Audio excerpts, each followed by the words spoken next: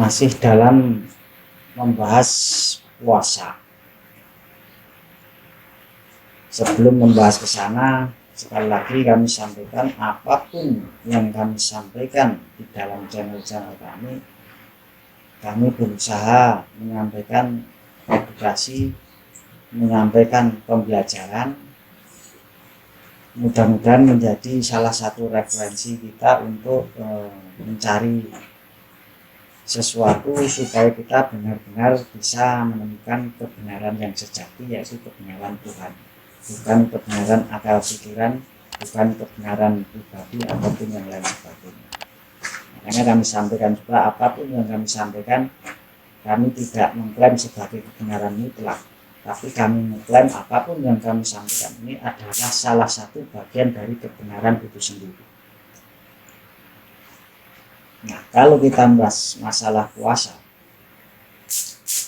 sebenarnya di dunia ini atau di lingkungan kita ataupun sepanjang kehidupan kita ini, kita akan banyak sekali menemukan bermacam-macam puasa yang dijalani oleh pribadi kita ataupun orang lain di dalam kehidupan kita ini. Baik itu kita melihat langsung, menyaksikan langsung, ataupun cuma sekedar mendengar, baik itu dari media apapun. Kenapa ada puasa Ramadan, ada puasa Senin Kamis umpamanya, ada puasa mutih, pati geni, ada puasa ngerowot, ada vegetarian dan lain sebagainya. Nah, di sini kami berusaha menyampaikan dari apa yang kami dapatkan selama perjalanan hidup ini, untuk sedikit mengupas tentang masalah perbedaan puasa-puasa tersebut. Kenapa ada yang menjalani seperti itu? Kenapa ada yang menjalani puasa neton, puasa Senin Kemis, puasa ngebleng, puasa mutih, puasa ngerowot, puasa ngalong dan lain sebagainya. Nah, di sini mungkin kami sampaikan ini bukan dari syariat yang tertulis, karena kalau memang dari syariat yang diizinkan oleh agama sendiri, kalau dari Islam hanyalah puasa-puasa yang ada di dalam ajaran Nabi. Namun di sini mau tidak mau kita akan berhubungan dengan banyak kaum, banyak suku. Nah, kalau mungkin yang sering kami hadapi kebanyakan memang dari suku Jawa. Nah, dari suku Jawa ini banyak sekali ritual-ritual puasa yang dijalani. Ada yang mandi kembang, ada yang ini, ada yang itu. Nah, menurut yang kami pelajari selama perjalanan hidup kami, kenapa banyak sekali perbedaan puasa-puasa, ritual puasa tersebut yang dijalani oleh orang-orang. Kalau kita mau membahas puasa, mau tidak mau, itu adalah pembahasan masalah dunia gaib, dunia batin, dunia ruh, dunia sukma dan lain sebagainya. Intinya apapun yang berkaitan dengan puasa itu adalah berhubungan dengan dunia sakral, dengan dunia kegaiban. Makanya sebelum kami sampaikan panjang lebar, sekali lagi bagi yang sepikiran ataupun senada dengan kami, silahkan dengarkan. Tapi bagi siapapun yang mungkin alergi atau tidak suka dengan pembahasan seperti ini, tolong lewatkan saja. Karena apapun yang ada di dunia ini harus disadari, pasti ada yang suka, pasti ada yang benci. Karena Tuhan sendiri yang maha sempurna pun ada yang tidak percaya, ada yang mengucapnya. Iblis yang sudah dicap sebagai makhluk paling sesat pun ada yang mengikuti, ada yang suka. Maka dari itu kami juga tidak mengklaim bahwa kami pasti senang dengan semua apa yang kami sampaikan. Pasti ada yang tidak suka. Karena itu sudah hukum dunia. Dan kami tidak, yang kami sampaikan di sini, kami bukan mencari orang-orang yang tidak menyukai dengan ini, tapi kami berusaha menyampaikan ini bagian sealiran atau senaga ataupun seirama dengan pemikiran kami, mudah-mudahan bisa menambah wawasan dan acuan dalam kehidupan. Karena sesuai yang kami sampaikan tadi bahwa memang yang namanya puasa itu pasti berhubungan dengan dunia spiritual, pasti dengan dunia gaib, baik itu ruh, sukma, dan lain sebagainya. Makanya disinilah kenapa banyak sekali perbedaan-perbedaan tentang puasa. Sedangkan kalau sesuai yang kami kaji, kalau sesuai ajaran Islam yang diizinkan umpama puasa Ramadan, puasa Senin Kamis seperti yang dicontohkan oleh Rasulullah, karena yang berkaitan dengan puasa sunnah maupun puasa wajib itu adalah yang berkaitan dengan ruh atau jiwa manusia itu sendiri. Sedangkan kalau bagi kaum-kaum tertentu ataupun penganut aliran-aliran kebatinan, kejawen dan lain sebagainya, yang mana kami atau beliau-beliau itu meyakini bahwa di dalam diri manusia itu bukan sekedar hanya ada ruh yang ada di dalam jiwa kita, tapi di dalam diri manusia itu banyak sekali terdapat makhluk-makhluk gaib ciptaan Tuhan yang memang diadakan untuk menyertai manusia hidup ini dalam rangka menjalankan tugas dan kewajiban di dunia ini. Umpamanya orang Jawa bilang ada sedulur papat kelima pancer, ada sukma, ada ruh, ada kodam, ada ilmu ini, ilmu itu. Nah, disinilah kenapa ada perbedaan-perbedaan puasa tersebut.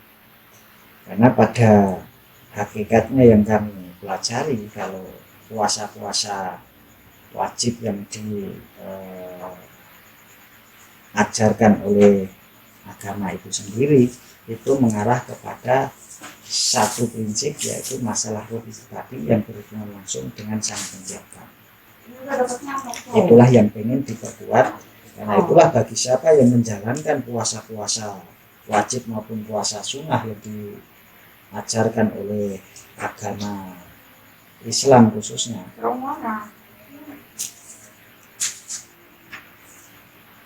itu adalah yang berkaitan dengan hubungan seorang hamba dengan Tuhan itu sendiri, yaitu masalah ruh, pembersihan ruh supaya lebih bisa mengendalikan lahir dan batin, supaya lebih stabil dalam hidup, supaya cahaya ilahi atau cahaya Tuhan itu benar-benar bisa menerangi ruh tersebut dalam menjalani kehidupan.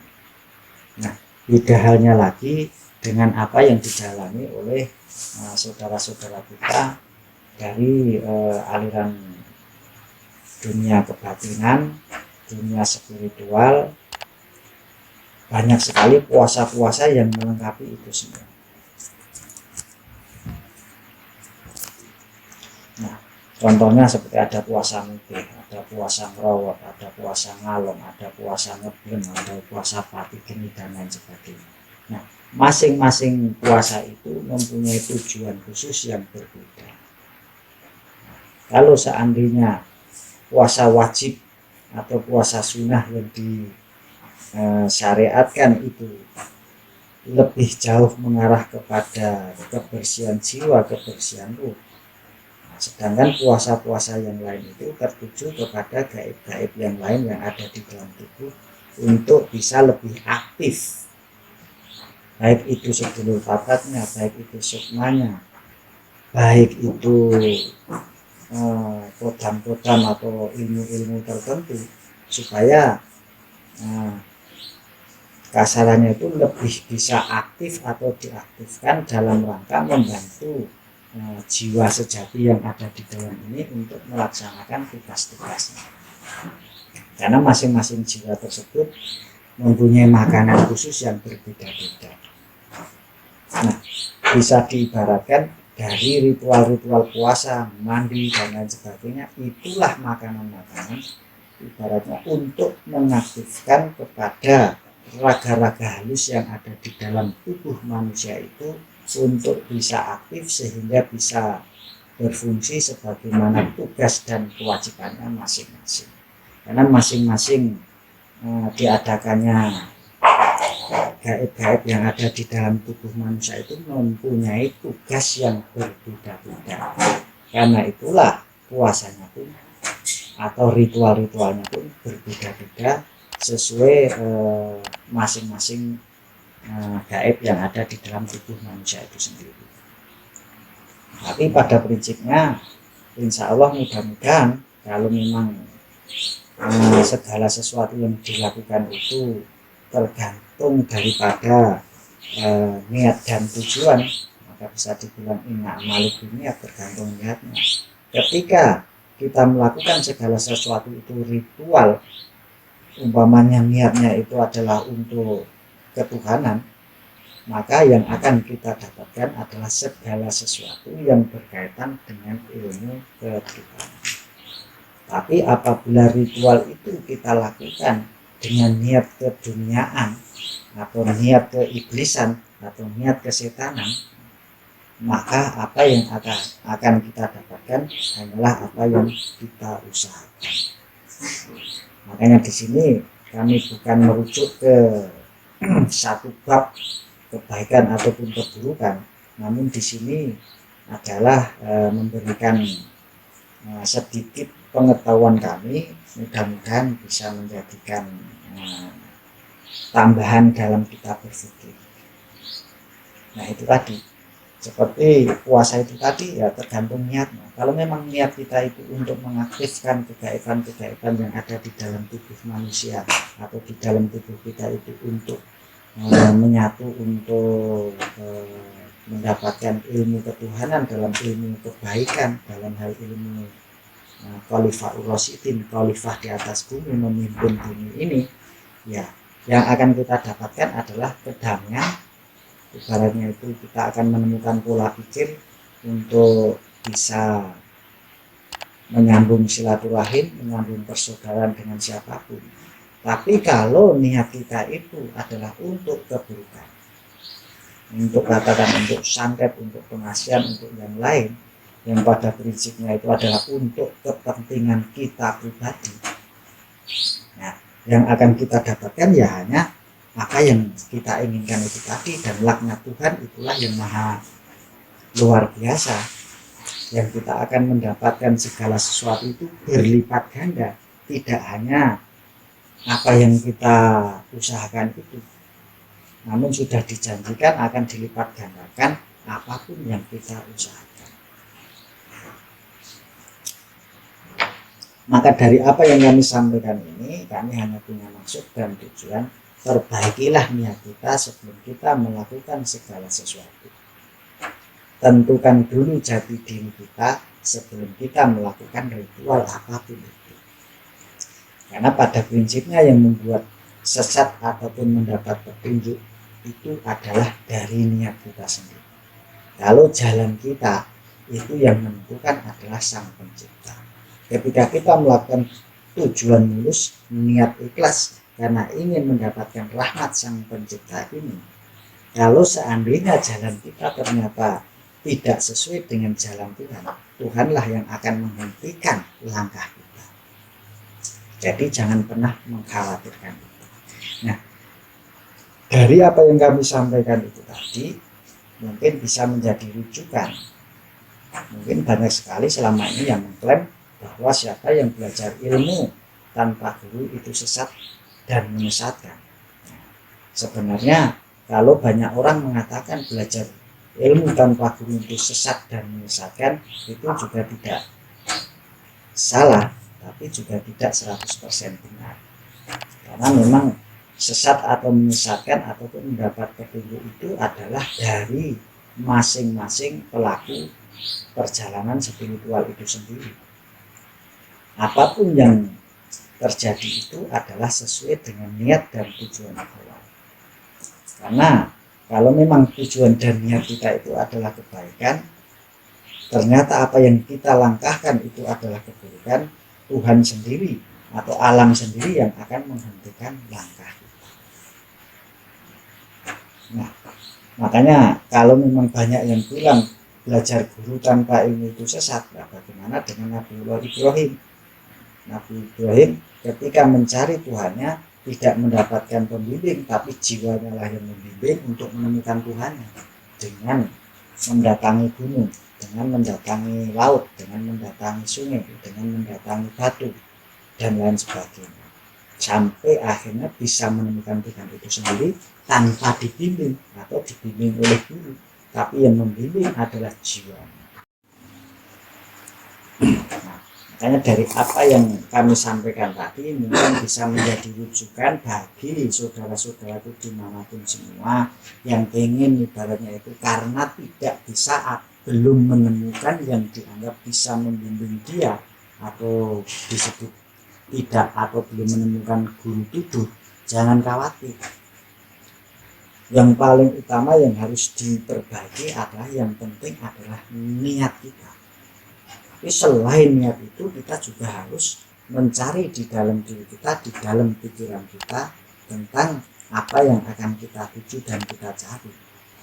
Dan kita harus bisa menentukan bahwa apapun itu adalah niat kebaikan. Kalau kita memang sudah menemukan niat tersebut, jangan pernah khawatir. Karena Tuhan sendirilah yang akan membimbingmu. Tuhan sendirilah yang akan membimbing kita. Jadi jangan mentuhankan apa yang dikatakan Tuhan. Kalau banyak kan orang mengatakan belajar ilmu tanpa guru itu sesat. Terus kita takut untuk belajar ilmu, kita tidak berbuat apapun. Itu justru akan lebih buruk akibat. Karena apa? Karena yang namanya tuntutan batin, ibaratnya tuntutan dari pemikiran kita ini, kalau tidak kita salurkan, ini justru akan mengakibatkan kita melakukan segala sesuatu yang tidak sesuai. Nah, ketika kita melakukan segala sesuatu yang tidak sesuai itu akan condong mengarah kepada kesesatan dan menyesatkan.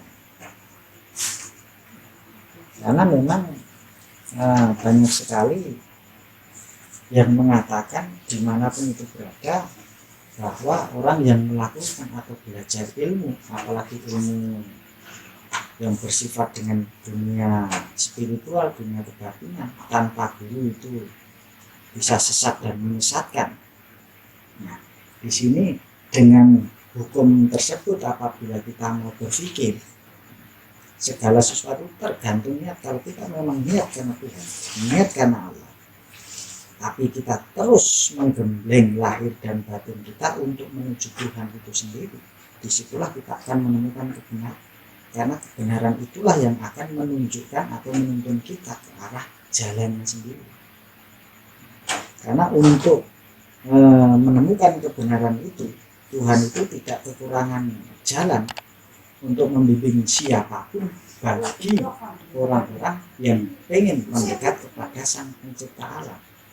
Karena Sang Pencipta Alam itu sendiri yang akan menuntun kita untuk menuju ke arahnya. Nah, namun kalau itu memang ibaratnya itu setengah-setengah di dalam hidup, kita tidak benar-benar yakin dengan apa yang kita tuju di dalam hati kita, ya kita harus mencari orang yang benar-benar bisa membimbing kita, karena itu memang benar-benar bisa menyesatkan. Tapi kalau memang keyakinan langkah kita ini kita benar-benar yakin seyakin-yakinnya bahwa hanya Tuhanlah satu-satunya yang kita tuju, kebenaran ilahi satu-satunya yang pengen kita raih, jangan pernah ragu, jangan pernah takut, kan gitu. Terus melangkah maju bagi saudaraku dimanapun berada. Nah, namun yang harus kita ketahui bahwa memang bagi siapapun yang mendapatkan petunjuk untuk kehidupannya itu tidak jauh dari dunia kegaiban, dunia spiritual, yang perlu digarisbawahi dan perlu diketahui bahwa itu adalah bawaan lahir. Memang dari kecil orang-orang yang mendapatkan kekhususan ke dunia spiritual, dunia batin, itu sudah dibimbing atau sudah dirasakan dari ketika dia masih kecil, bukan tiba-tiba. Nah, kalau tiba-tiba sudah berusia dewasa baru mendapatkan sesuatu hal yang berbeda, nah, itulah yang kita harus itu mencari orang yang benar-benar bisa membimbing kita, karena itu belum stabilnya lahir dan batin, itu bisa menyebabkan kesesatan.